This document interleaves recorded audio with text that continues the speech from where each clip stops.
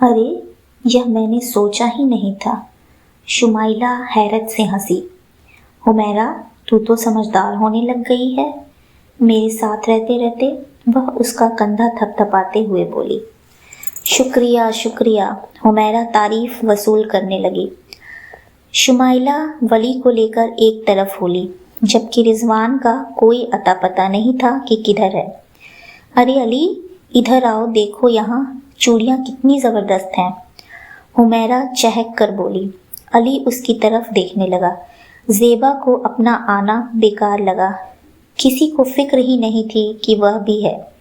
ولی پہلے آپ مجھے جوڑا دلوائیں، پھر اس کے ساتھ چوڑیاں اور پھر جولری اور سینڈل بھی، شمائلہ ناز دکھاتے ہوئے بولی۔ جی بیگم صاحبہ، کیا یاد رکھیں گی آپ بھی، ولی خوش ہو کر بولا، جبکہ بیگم صاحبہ سن کر شمائلہ کا چہرہ لال ہو گیا۔ علی پرفیومز دیکھ رہا تھا جب حمیرہ آ گئی۔ تمہیں پتہ ہے علی، میرے پاس بہت سے پرفیومز ہیں اور بہت مہنگے والے بھی۔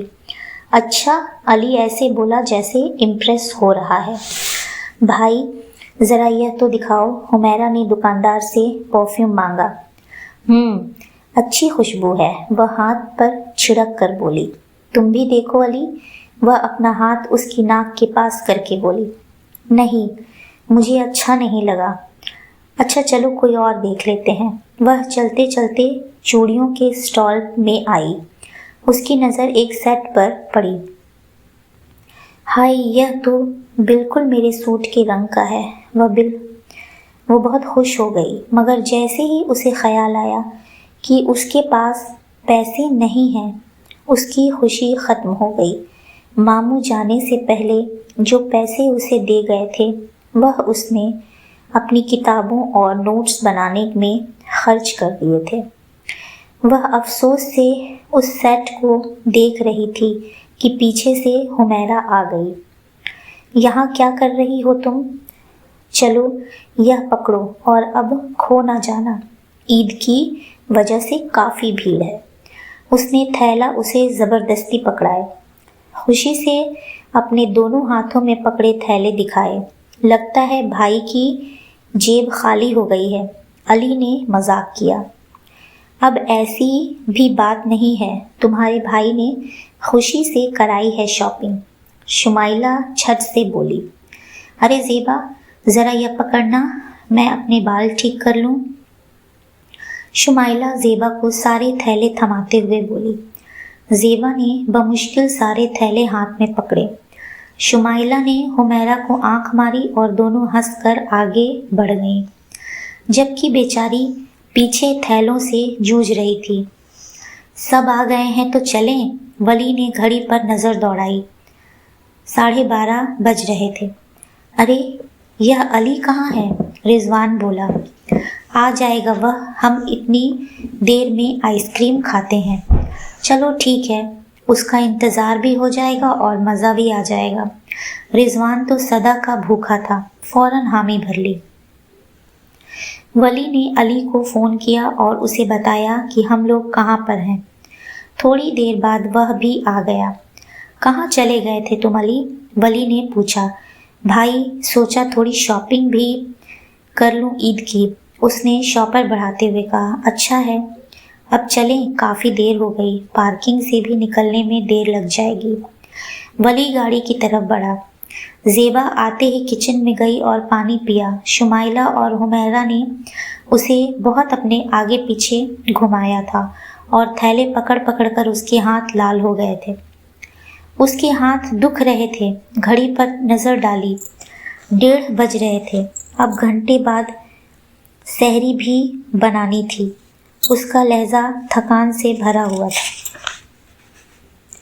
جبکہ باقی لوگ آرام کرنے چلے گئے۔ وہ کمرے میں آئی تو لائٹ پہلے ہی سے جل رہی تھی۔ اس کی نظر بستر کے بیچ اس تھیلے پر پڑی۔ یہ کس نے رکھ دیا؟ وہ تھیلے کی طرف بڑھی۔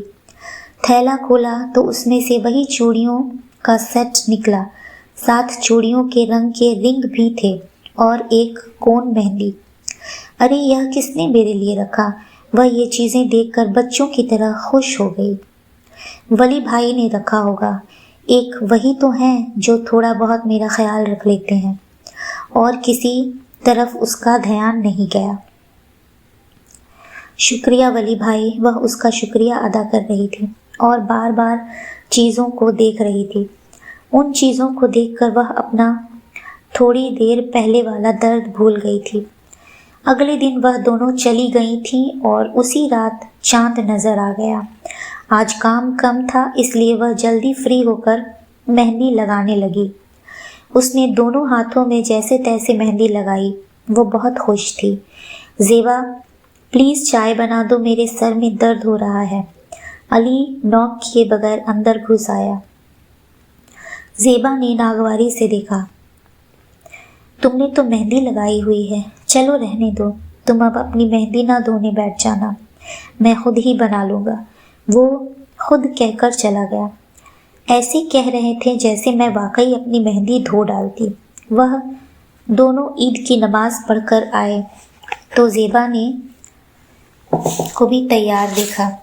اس نے ناشتے میں سیویاں بنائی تھی، ہاتھوں میں چوڑیاں پہنی، کانوں میں رنگ ڈالے، وہ بہت اچھی لگ رہی تھی۔ ولی بھائی میں اچھی لگ رہی ہوں نا؟ وہ بچوں کی سی معصومیت سے بولی، جبکہ سامنے کھڑے علی سے نظر بچا گئی۔ اچھی لگ رہی ہو، ولی نے موبائل پر SMS ٹائپ کرتے ہوئے اسے دیکھے بغیر کہا۔ شکریہ۔ وہ خوش ہو کر کچن میں چلی گئی۔ ولی بھائی میری عیدی۔ ناشتے سے فری ہو کر اس نے ولی سے عیدی مانگی۔ ہاں بھائی یہ تو تمہارا حق ہے۔ اس نے جیب سے 500 کے نئے نوٹ نکالے اور اس کے ہاتھ میں رکھ دیے۔ زیبا خوش ہو گئی۔ ارے یار علی، تو گھر پر ہی ہے نا؟ میں ذرا اپنے دوستوں سے ملاؤں؟ ولی اٹھتے ہوئے بولا۔ علی نے سر کو ہلایا اور ٹی وی دیکھنے لگا۔ اچھا ابو کی فلائٹ 2 بجے کی ہے نا؟ ولی نے جاتے جاتے سوال کیا۔ جی۔ علی نے ایک بار پھر سر ہلایا۔ اوکے، پھر 1 بجے نکلیں گے لینے کے لیے، میں تب تک آ جاؤں گا۔ وہ جاتے جاتے بولا۔ زیبا نے چائے کے 2 کپ بنائے، 1 کپ اسے دیے اور دوسرا خود لے کر اوپر جانے لگی تو علی نے اسے آواز دی۔ زیبا رکو، یہ لے لو۔ جی؟ وہ کھڑے کھڑے بولی۔ اپنی عیدی لے لو مجھ سے۔ وہ جیب سے پیسے نکالتے ہوئے بولا۔ آپ دیں گے؟ زیبا کی آنکھیں حیرت سے پھیل گئیں، کیونکہ زندگی میں پہلی بار علی اسے کچھ دے رہا تھا خود سے۔ ہاں بھائی، اور بھی کوئی ہے کیا؟ وہ چڑ گیا۔ زیبا اس کی طرف بڑھی، اس نے ہاتھ آگے کیے۔ علی نے 100 کے کئی نوٹ نکال کر اس کے ہاتھ پر رکھ دیے۔ یہ سارے؟ اسے بھی حیرت ہوئی۔ ہاں بھائی یہ سارے۔ علی مسکرایا۔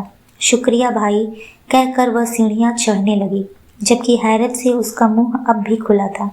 اسے یقین نہیں آ رہا تھا کہ علی نے اسے عیدی دی۔ شام کو ماموں مامی آ گئے۔ ماموں نے اسے ڈھیروں پیار کیا، جبکہ رقیہ بیگم نے اسے گلے لگا لیا۔ زیبا کی آنکھیں بھیگ گئی مامی کے پیار کرنے پر، جبکہ رات کے کھانے پر ذکیہ بیگم اپنے بچوں کے ساتھ آ رہی تھی، اس لیے وہ آنسو پوچھ کر کچن میں آ گئی۔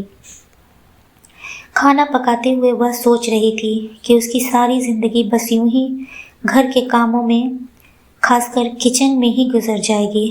کافی دنوں سے مہمانوں کا آنا جانا شروع تھا۔ سب ہی ماموں مامی سے ملنے آ رہے تھے۔ دادا جان کا فون بھی آیا تھا۔ انہوں نے کہا تھا کہ وہ ایک بار گاؤں کا چکر ضرور لگا لے۔ وہ اس سے ملنا چاہتے تھے۔ وہ جانا چاہتی تھی، کام کی وجہ سے جا نہیں پا رہی تھی۔ پیپر بھی اگلے ہفتے ہو رہے تھے۔ اس نے سوچا کہ ایک بار پیپر دے کر وہ رہنے کے لیے جائے گی۔ ہفتے کی شام کو ولی کی ڈیٹ فکس کرنے جانا تھا۔ ولی تو خوشی سے پھولے نہیں سما رہا تھا، ہر وقت کچھ نہ کچھ گنگناتا رہتا تھا۔ بھائی تمہیں کچھ یاد ہے؟ کچھ زیادہ ہی خوشی نہیں ہو رہی شادی کی؟ علی نے اسے گھیر لیا۔ یار جب من چاہا جیون ساتھی ملتا ہے نا، تب ایسی ہی خوشی ہوتی ہے میرے بھائی۔ وہ اس کی تھوڑی ہلاتے ہوئے بولا۔ من چاہا ساتھی؟ علی نے گہری سانس لے کر کہا۔ ہاں من چاہا ساتھی، مجھے شمائلہ پسند ہے۔ صرف پسند؟ अली हैरत से बोला। मुझे लगा शायद इश्क का बुखार है। वह हंसा। हाँ यार, थोड़ा यह भी चक्कर है, उसने मुस्कुरा कर कहा। अल्लाह तुम्हें ढेरों खुशियां दे, सच्चे दिल से दुआ दी। शुक्रिया मेरे भाई। सब जाने को तैयार थे। उसका मूड भी नहीं था और उससे पूछा भी नहीं किसी ने, इसलिए चुप करके अपने कमरे में आ गई और किताबें खोल ली। ज़ेबा बेटा, तुम्हारे पेपर कब से शुरू हैं? नाश्ते पर मामू ने पूछा। मामू परसों से हैं, वह प्लेट उठाते हुए बोली। अच्छा है, तुम भी फ्री हो जाओगी, फिर अपनी मामी का हाथ बटा देना ठीक से। जी मामू। वह खामोशी से नाश्ता करने लगी। अच्छा है कि भाई की शादी बड़ी ईद के बाद है, अभी 2 महीने हैं, तब तक पेपर से फ्री हो जाऊंगी। उसने सोचा, मैंने तो ढेरों ख्वाब देखे हैं अपने बेटों की शादी के, सारे अरमान पूरे करूंगी मैं। हाँ, रुकैया बेगम बोली। जी अम्मी, सारे अरमान पूरे कर लीजिएगा। अली ने भी हिस्सा लिया। हाँ, देखें ज़रा कैसे शर्मा रहे हैं भाई। ऐसे तो कभी शुमाइला भी नहीं शर्माई। वली उसकी शक्ल देखकर हंसा। सभी मुस्कुरा दिए। अली, अब तुम उसे भाभी कहा करो, क्या शुमाइला शुमाइला बोलते रहते हो? रुकैया बेगम ने टोका।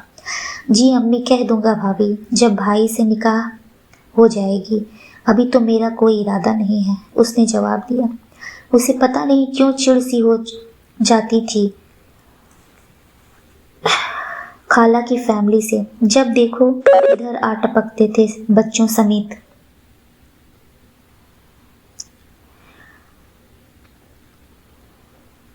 ज़ेबा किचन साफ करके दोपहर के लिए फ्रिज में से सब्जी